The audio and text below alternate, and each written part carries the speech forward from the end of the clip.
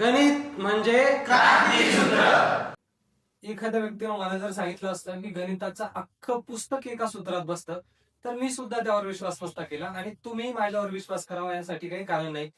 मला ओळखत नसणारी लोक का म्हणून विश्वास ठेवतील की या माणसाने खरंच असं काहीतरी केलंय. तर त्यासाठी म्हणून आपण घेऊन आलो एक पुराव्याचा व्हिडिओ, ज्यामध्ये मी प्रत्येक चॅप्टरच्या गणितातल्या एक एक दोन दोन उदाहरणं घेऊन आलोय आणि आपल्या क्रांती सूत्रात ते सोडून दाखवणार आहे मी तुम्हाला की कसं एकाच सूत्रात गणिताचं अख्खं पुस्तक बसवलंय. तर जास्त वेळ न घेता आपण लगेच सुरुवात करू, कारण या अगोदर दोन व्हिडिओ बनवले होते हेच पुराव्याचे, परंतु ते एक एक तास लंबे झाले होते.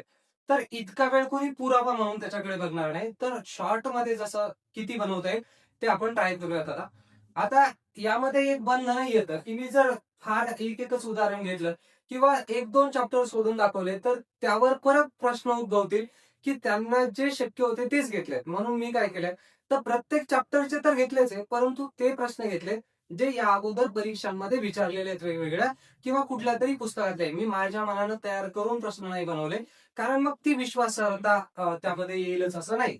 तर प्रश्न माझ्या मनाचा एकही नाही त्यातला, एक तर प्रिव्हियस इयर क्वेश्चन आहे किंवा कुठल्या तरी प्रस्थापित पुस्तकांमधला आहे. आता आपण सुरुवात करताना सगळ्यात पहिले तुम्हाला हे सांगायचं मला की ज्या वेळेला तुम्ही एखादं कोणतंही मार्केटमधलं पुस्तक घेता किंवा कोणाकडूनही गणित शिकता तर त्याच त्या पारंपरिक पद्धतीमध्ये शिकवलं जातं. त्यामुळे नुकसान काय होतं, तर एखाद्या विद्यार्थ्याला आधीच गणित आवडत नसतं, समजत नसतं आणि त्यातल्या त्यात इतका सूत्रांचा भडीमार केला जातो की एका एका चॅप्टर साठी टाईप 1, टाईप 2, टाईप 3 असे 10-10, 15-15 सूत्र दिली जातात. आता एक पोरगा ते 15-15 सूत्र एका चॅप्टर साठी पाठच करू शकत नाही पहिली गोष्ट तर, पण केलेच. एखाद्याने प्रामाणिकपणे ते सगळी सूत्र पाठ केले. वेळेवर थोडासा वेगळा प्रकार आला की नेमकं कोणतं सूत्र वापरायचं हे त्याच्या अजिबात लक्षात येत नाही आणि मग त्याच्या मनात न्यूनगंड तयार होतो की आपल्याला गणितच येत नाही. तर त्या सगळ्यातून बाहेर काढण्यासाठी मी स्वतः पर्याय शोधला त्यावर आणि तो तुमच्या पुढे आता सांगणार आहोत. आता एका सूत्रात अख्खं पुस्तक बसवलंय तर सुरुवात होती त्याची टक्केवारी पासून. आता टक्केवारीचा वास्तविक वाटायला मोठा प्रश्न आहे, पण फार सोपा आहे. प्रश्न नीट समजला ना, मला हे म्हणायचंय की असा एकही व्यक्ती नाही जगात की ज्याला गणित येत नाही. गणित येत नाही असं म्हणत असेल तर त्याला बरोबर शिकवलं गेलं नाही एवढंच आहे. कारण गणित येत असतं, घरात तुम्ही हिशोब करता, मित्र पार्टीला जाता, कोणाच्या वाट्यावर किती येतील ट्रीप करता, तर त्यावेळेला हिशोब करताच की ज्या माणसाला हिशोब येतो त्याला कोणतंही गणित येत असतं. फक्त इथं गणितीय भाषा वापरली त्यामुळे गोंधळ होतो. तर मी तुम्हाला प्रत्येक वेळी प्रश्न समजायला मदत करणार आहे आणि कोर्स होता होता म्हणजे जोपर्यंत कोर्स करून होईल तुमचा तोपर्यंत तुमचाही दृष्टिकोन गणिताच्या बाबतीत माझ्यासारखाच बनतो. कोणताही प्रश्न तुमच्या समोर आला की तुम्ही व्यवहारी स्वरूप देता त्याला आणि मग व्यवहारी गणित कोणालाही सोडवता येत असतं. कसं ते पहा. याचं म्हणणं काय, एक क्वालिटी कंट्रोल करणारा निरीक्षक 0.08% पर्सेंटचा असतो, अर्थ होत असतो का 100 पैकी. टक्का म्हणजे शेकडा प्रमाण म्हणजे 100 पैकी किती. तर त्यांनी दिलेले 100 पैकी किती 0.08 टक्के म्हणजे 100 पैकी तेवढे. एवढं बाजूला सारतो.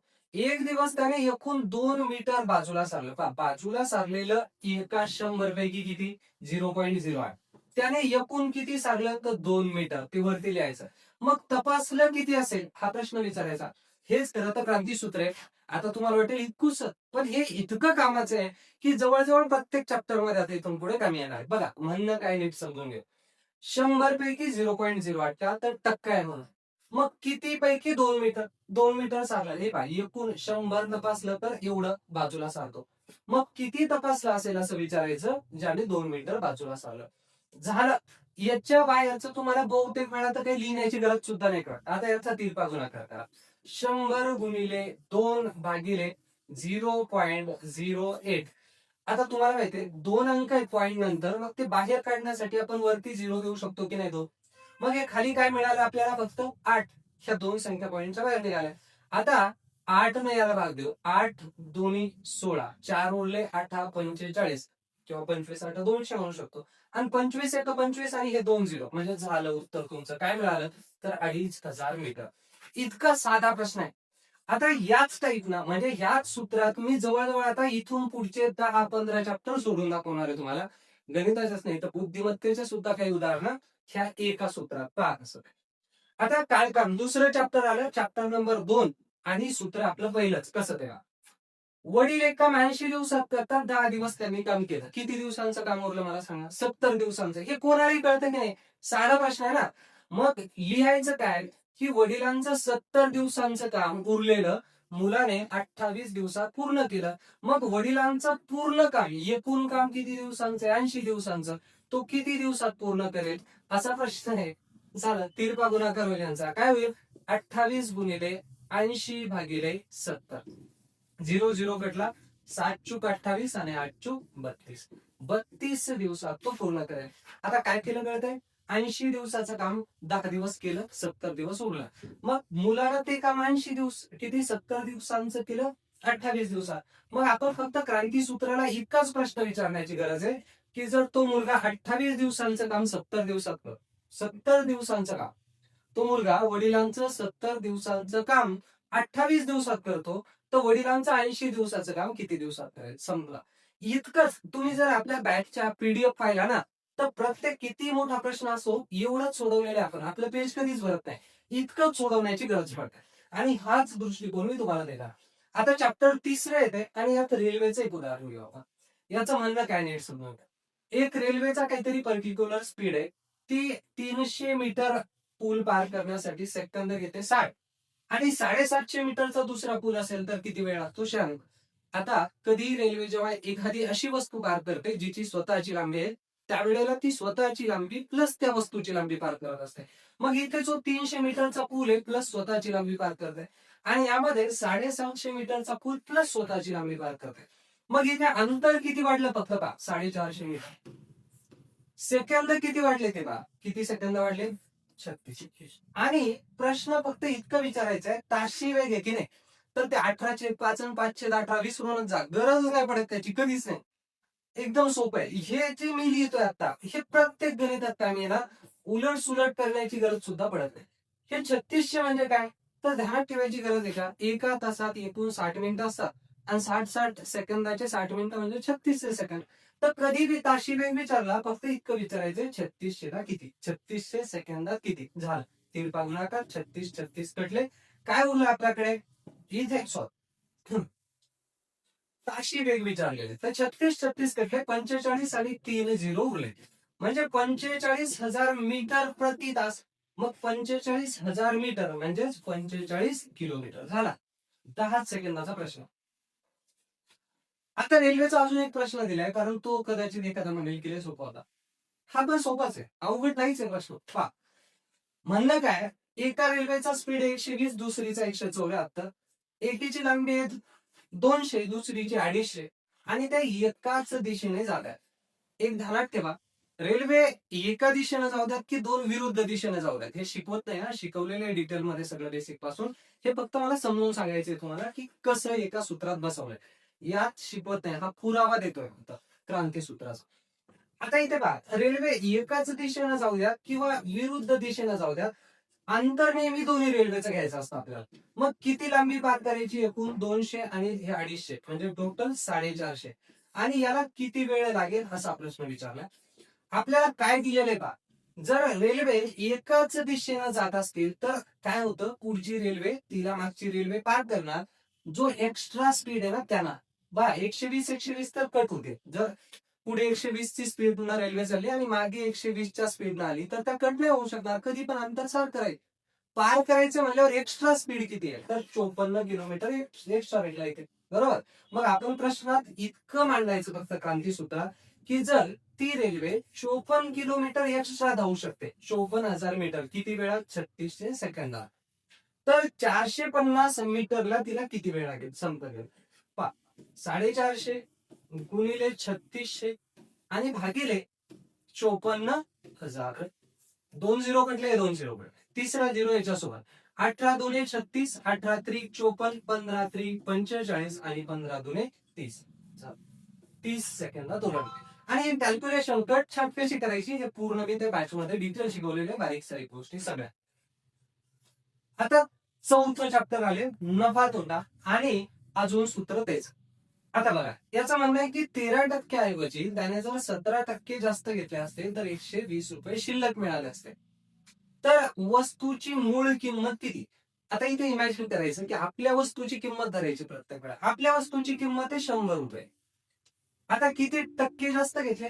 4%. म्हणजे 100 वर 4 केले, पहिल्याच वेळी सांगितलं ना, टक्का म्हणजे 100 पैकी. मग इथे 13% ऐवजी 17%, म्हणजे 4 रुपये जास्त घेतले असते 100 वर. त्याची वस्तू कितीची असेल मूळ, ज्यानं 120 रुपये शिल्लक घेतो. संपलं घरी. पुन्हा तेच चौथ्या ह्याच्यात पण क्रांती सूत्रच वापरलंय. 100 गुणिले 120 आणि भागिले 4. 4 त्रिक 12, 3 0 0 आणि 3 एक 3 आणि हे 3 0, म्हणजे काय मिळालं? 3000 रुपये. चाल इतकं सांग आणि सगळं बघून उत्तर देता येतं आता. याचं काय असतं माहितीये? ते 3%. 3 म्हणजे 120, तर 3 शुभ 12 असं ते तुम्ही सोडवता. सॉरी 4 4 त्रिक 12 या ना. आता गुणोत्तर क्रमांकाचे म्हणजे 5वं चॅप्टर आले. सूत्र अजून ते एक लाकडी पलंग आणि एक लोखंडी पलंग यांचं गुणोत्तर दिलेलं. लाकडी पलंगाची किंमत दिलेली, लोखंडी विचारली. इथे सिंपल काय म्हणतात माहितीये? 6 शेअरची किंमत जर 2160 आहे, तर 7 शेअरची किती? संपलं की नाही. आता हे 6 शेअर आणि 7 शेअर का म्हणलं मॅथ्स मध्ये शिकवलं, इथे शिकवत नाही, पुरावा देते. तिरपा गुणाकार काय होईल? 2160 गुणिले 7 भागिले 6. 6 न भाग जातो का?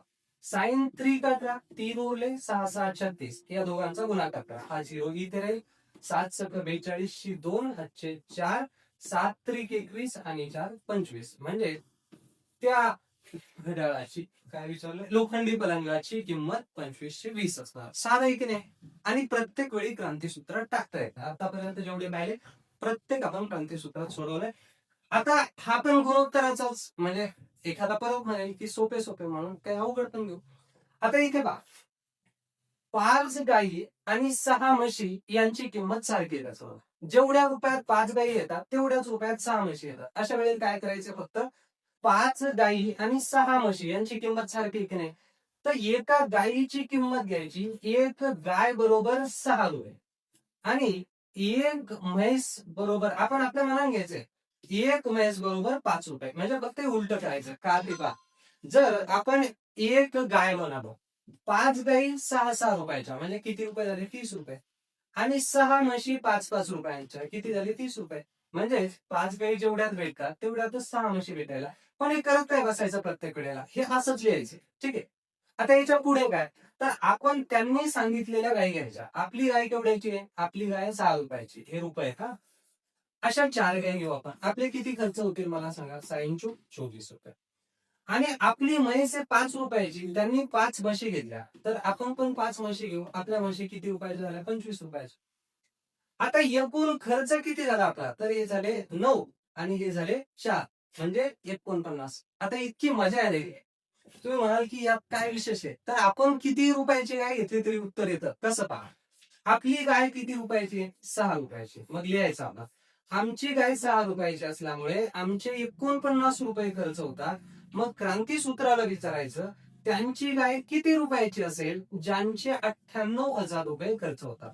संपलं नाही. समजतंय? आता या गायीची किंमत तुम्ही जर 12 घेतली असती, ते 10 घेतलं असतं, तरी उत्तर तेच येतं. फायनल आन्सर मध्ये कधीच बदल होत नाही. आकडे तुमच्या मनाने घ्यायचे कधी. फक्त प्रश्न नीट विचारायचा क्रांती सूत्रात. आता यांचा तिरपा गुणाकार काय होईल? 6 गुणिले 98,000 म्हणजे 98,000 आणि भागिले 49. आता 49 दोन्ही 98, साइन दोन्ही 12 आणि हे 3 0, म्हणजे एका गायीची किंमत असणार आहे 12,000. इतकं सांग. आता यामध्ये जर तुम्हाला म्हशीची किंमत विचारली असते ना, तरी मजा आहे. काय लिहायचं? फक्त आपल्या म्हशीची किंमत किती? 5 रुपये. मग लिहायचं, एका म्हशीची किंमत आपल्या 5,000 आहे, सॉरी 5 रुपये, तर आपले किती खर्च होतात? 49 रुपये. तर त्यांची म्हैस किती रुपयाची असेल ज्यांचा 98,500 खर्च होतो? आपण 98,000, 98,000 खर्च होतो. आपण ठरवू शकतो, आपल्या गायची किंमत आपण ठरवायची, त्यांची आपोआप भेटते. करा तिरपा गुणाकाराचा. 5 गुणिले 98,000 आणि भागिले 49. 49 दुने 98 झालं. 5 दुने 10, 3 0, म्हणजे काय मिळालं असतं? ही झाली म्हशीची किंमत, ही गायीची किंमत. आता हे कॅल्क्युलेशन करून पहा. तुम्हाला जर विश्वास नसेल की असं कसं काय झालं, पहा. 4 गायीची किंमत किती? 4 गायी 12 चुक 48 आहे आणि 5 म्हशीची किंमत 5 50,000 म्हणजे 48,000 हे 50,000 झाले 98,000 त्या जोडीची किंमत सगळ्या. म्हणजे कोणतीही किंमत घेतली तुम्ही तरी उत्तर येतं आणि त्याचे पुरावे आपण भाषणामध्ये. आता हे वयवारी 6वं चॅप्टर आहे मला वाटतं आणि सूत्र अजूनही आपण तेच वापरणार जे पहिल्यापासून वापरत आलोय बघा. रवी व त्याच्या आईचे गुणोत्तर आजचे एवढे आहे आणि रवीच्या जन्माच्या वेळी आईचं वय होतं 27. तर वयाचं अंतर सारखं राहणार की नाही. आई 27 वर्षांनी मोठी आहे, कधी तेवढीच राहणार आहे. म्हणजे ह्या दोघांमध्ये किती शेअरचा गॅप आहे तर 5 आणि 2 यामध्ये 3 शेअरचा गॅप आहे. आणि किती वर्षाचा गॅप आहे 27 वर्षांचा. मग प्रश्न विचारायचा रवीचे 2 शेअरची किंमत किती. जर 3 शेअरची किंमत 27 तर 2 शेअर. आता हे 3 शेअर 2 शेअर का म्हणतोय बॅच मध्ये कळेल, हे फक्त सोडून दाखवतोय. 3 9 27 9 2 18 इतकंच लिहिण्याची गरज आहे. मी सांगितलं सुरुवातीला की आपलं पेजच नाही भरत कधी, रफ शीट तुमची अर्धी रिकामी राहील, गरजच नाही पडत आकडेमोड जास्त करायला. आता मिश्रणावरचा प्रश्न आहे म्हणजे 7वं चॅप्टर असेल आणि सूत्र अजून तेच बघा. 15% दूध 20 लिटरचं द्रावण आहे. मग पहिलं काय करायचं माहितीये, 20चे 15% हे पण इझिली शिकवलेले पहिल्याच अगदी पहिल्या व्हिडिओत टक्केवारीचा. 20चे 15% तर या दोघांचा गुणाकार 15 दुनी 30 आणि हा एक 0 आणि टक्का म्हणलं की 2 0 कमी करायचे. याचा अर्थ काय आला 3 लिटर पाणी आहे, किती आहे दूध आहे. 15% दूध आहे ना, त्याचा अर्थ झाला 3 लिटर दूध आहे. आता याचं म्हणलं काय त्या 3 लिटरलाच तुम्हाला 5% बनवायचं. मग काय लिहाल तुम्ही, जर 3 लिटर म्हणजे 5% टक्का किंवा उलट लिहू शकता. 3 लिटर म्हणजे 5% तर 100% म्हणजे किती, फक्त टक्का समोर आला पाहिजे. आता आपल्याला एकूण मिश्रण किती हे मिळालं, काय मिळालं का 5 2 10 बेत्रिक 6 आणि 1 0 म्हणजे 60 लिटर एकूण मिश्रण पाहिजे. आपल्याजवळ किती 20 असेल, मग 20 आहे किती मिळवण्याची गरज आहे 40. झालं उत्तर. 10 10 20 20 सेकंदात प्रश्न येत. आता सरळ व्याज 8वं 9वं माहित नाही. सरळ व्याज आणि सूत्र पुन्हा तेच बघा. दर साल दर शेकडा दराने त्याचं म्हणणे 3 वर्षांसाठी रक्कम ठेवली. आता मुद्दाम थोडा ऍडव्हान्स प्रश्न आला, कारण जर मी असा प्रश्न दिला असता ना की दर साल दर शेकडा 5% व्याज दराने 10 वर्षात इतक्या रकमेचे व्याज किती, ते म्हणले असते सोपं आहे. थोडा वेगळा होईल. आता इथे पहा, आणि या परीक्षेत विचारलेलं आहे कुठल्या तरी, त्याचं म्हणणं आहे की 3 वर्षांसाठी एक रक्कम ठेवली. जर व्याजाचा दर 2% असता म्हणजे वाढवला असतो, शिल्लक जो मूळ आहे तो आहेच, जर 2% वाढवला तर व्याज किती शिल्लक भेटलं असतं 360 रुपये. आपण काय करायचं माहिती, आपले 100 रुपये व्याजाने द्यायचे मनानच. 100 रुपयावर किती रुपये भेटल 2% म्हणजे 2 रुपये एका वर्षात. आणि असे किती वर्ष ठेवले असताना 3 वर्षांसाठी, म्हणजे आपल्या 100 वर आपल्याला शिल्लक किती रुपये भेटले असते 6 रुपये. झालं. काय लिहायचं फक्त, आपले 100 असतील तेव्हा आपल्याला 6 भेटते, मग त्याचे किती असतील ज्याला 360 भेटतात. हा प्रश्न विचारायचा क्रांतीसूत्राला, ते डायरेक्ट उत्तर देतं तुम्हाला, फक्त प्रश्न विचारता आला. 100 गुणिले 360 आणि भागिले 6. आता 6 6 36, 6 1 6 आणि त्याच्यावर 3 0 म्हणजे त्यांची मुद्दल किती असणार तर 7. Easy easy. 10 10 20 सेकंद तरी मी जास्त म्हणतो, कधी कधी ना तोंडीच सांगता येतात, त्याच्याकडे बघून सांगता येतं उत्तर. आता चक्रवाढ व्याजाचा चांगले आणि चक्रवाढ व्याज नुसतं नाही मिक्स आहे. आता इथे पण काय करा, 2 वर्षांचे सरळ व्याज 1800, मग 2 वर्षाचं 1800 असेल तर एका वर्षाचे किती कळतं की नाही तोंडीच. सरळ व्याज प्रत्येक वर्षी सारखं भेटतात, हे शिकवलंय कसं. आता पहिल्या वर्षी 900 भेटलं, दुसऱ्या वर्षी 900 आणि हे 72 रुपये कुठून शिल्लक आले. मग तर चक्रवाढात काय होत असतं, ह्या व्याजावर अजून एक व्याज भेटत असतं पुढच्या वर्षी. या व्याजावर व्याज किती रुपये भेटलं 72 रुपये. यात पण 1800 यात पण 1800 72 रुपये शिल्लक भेटलं. मग हे 72 कुणावर भेटले तर या 900. मग फक्त इतका प्रश्न मांडा, 900 रुपयावर जर 72 भेटतात तर व्याज दर हा टक्के असतो नेहमी आणि टक्क्याचा अर्थ होतो 100 पैकी किती. मग फक्त तितकं विचारायचं, 900 रुपयावर 72 तर 100 वर किती झालं. तिरपा गुणाकार इथले येते करू आता, 0 0 कटले 9 8 72 म्हणजे व्याजाचा दर किती असणार आहे तर 8%. पुन्हा क्रांती सूत्रात टाकून गणित येत. आता जवळजवळ मला वाटतं हा 10वा प्रकार असेल, म्हणजे 10वा चॅप्टर असेल आणि हे पण आपण त्यातच सोडवणार कसं का. जेव्हा पाणी आणि टाकी असेल ना, कधी पण टाकी ठरवून घ्यायची किती लिटरची, आपल्या मनाने ठरवायची किती, फक्त या दोघांनी भाग जाईल अशी संख्या. मग ही संख्या तुम्ही 24 घ्या, 48 घ्या, 60 घ्या, कोणती 60 नको, कारण भाग नाही जाणार ना. चालती 60 सुद्धा, फक्त आकडे तुम्हाला पॉईंट मध्ये कॅल्क्युलेशन अवघड जातात म्हणून. तर अशी संख्या घ्यायची जिला दोघांनी भाग जातो. मग आपण ही टाकी समजूया 24 लिटरची आहे. आता पहिला नळ आणि दुसरा नळ यांचा स्पीड काढायचा कधी पण. एचा स्पीड 24 लिटर 8 तासात भरतो, म्हणजे एका तासात 3 लिटर, 8 त्रिक 24. आणि बीचा स्पीड 24 लिटर 12 तासात भरतो, म्हणजे एका तासात किती भरतो, 2 लिटर, 2 24. आता याचं म्हणणं आहे, जर दोन्ही नळ एकाच वेळी सुरू केले तर किती लिटर पाणी पडेल भरतो, 5 लिटर.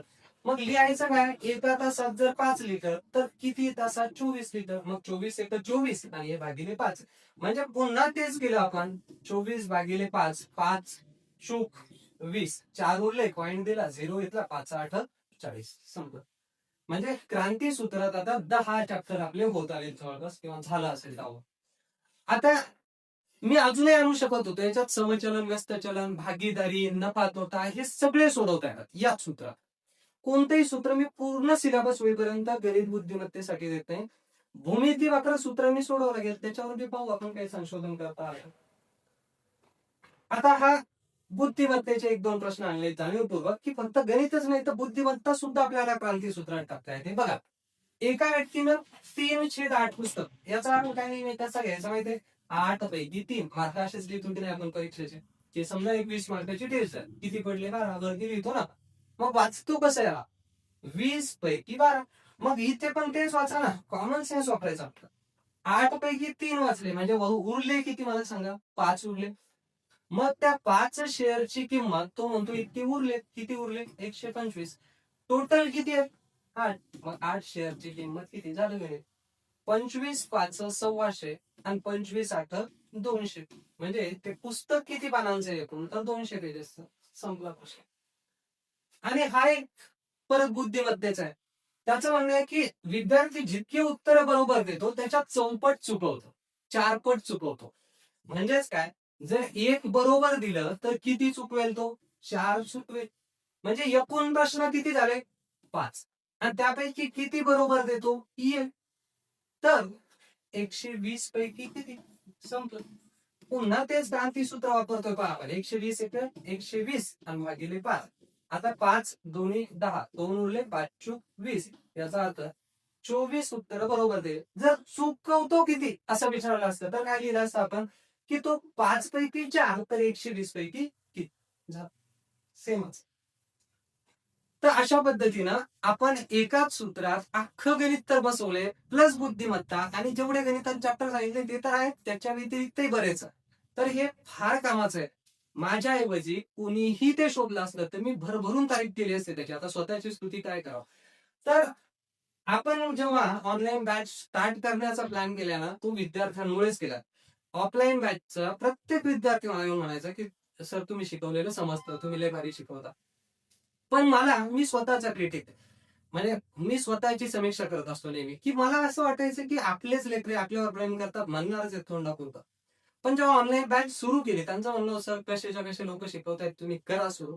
जेव्हा ऑनलाईन बॅच सुरू केली तर त्यावेळेला ऑनलाईन पोरगा जो मला अजिबात ओळखत नाही, त्याचा मला संबंध नाही, आयुष्यात कधी भेट होईल की नाही माहित नाही, तर त्याने मला तोंडापुरतं गोड बोलणं काही कारण नाही. तर ते विद्यार्थी सुद्धा फोन करून सांगतायत की सर खरोखर गणित समजायला लागलं, असं कोणीच शिकवलं नाही आतापर्यंत.